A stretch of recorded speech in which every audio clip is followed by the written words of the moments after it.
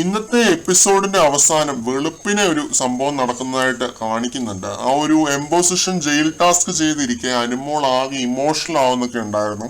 പക്ഷെ അതൊക്കെ തരണം ചെയ്ത് 4:45 വരെയൊക്കെ അവര് ഇരിക്കുന്നുണ്ട് ആ ഒരു ടാസ്ക് ചെയ്തുകൊണ്ട്. അപ്പൊ ഈ ഒരു സമയത്ത് അനുമോള് വാഷ്റൂമിൽ പോകണമെന്ന് പറഞ്ഞ് ക്യാപ്റ്റനെ വിളിക്കുന്നുണ്ട്. അനുമോള് വിളിച്ചിട്ടൊന്നും ക്യാപ്റ്റൻ കേൾക്കുന്നില്ല. ബിഗ് ബോസ് അനൗൺസ് ചെയ്തിട്ടാണ് ക്യാപ്റ്റനായിട്ടുള്ള ശരത്ത് വരുന്നത്. അപ്പൊ ആദ്യം അനുമോള് വാഷ്റൂമിലേക്ക് പോകുന്നുണ്ട്. എന്നിട്ട് തിരിച്ചു വന്നതും അനീഷ് പോകുന്നുണ്ട് വാഷ്റൂമിലേക്ക്.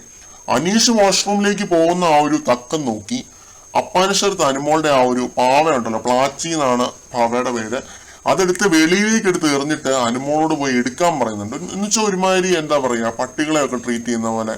പട്ടി എന്നാണ് വിളിച്ചത്, കഴിഞ്ഞ ദിവസമൊക്കെ വിളിക്കുന്നത് കേട്ടിരുന്നു. ആ രീതിയിലാണ് ട്രീറ്റ് ചെയ്യുന്നത്. പോയി എടുത്തുകൊണ്ട് എറിഞ്ഞിട്ട് പോയി എടുത്തോണ്ട് വാ, എന്നിട്ട് തിരിച്ചു കയറുന്നുള്ള രീതിയിലൊക്കെ അങ്ങനത്തെ ആജ്ഞാപനമാണ്.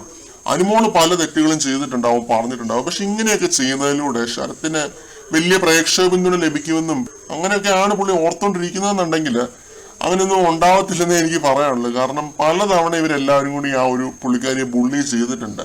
പാടിയും പറഞ്ഞും ഇൻസൾട്ട് ചെയ്തും ഹ്യൂമിലിയേറ്റ് ചെയ്തും പിന്നെ പട്ടിന്ന് വിളിച്ചു, അങ്ങനെ പലതവണ ഈ ട്രീറ്റ് ചെയ്യുന്ന ഒരു പട്ടിയെ ട്രീറ്റ് ചെയ്യുന്ന പോലെയാണ് ട്രീറ്റ് ചെയ്യുന്നത്. എനിക്ക് അങ്ങനെയാണ് ഫീൽ ചെയ്തത്.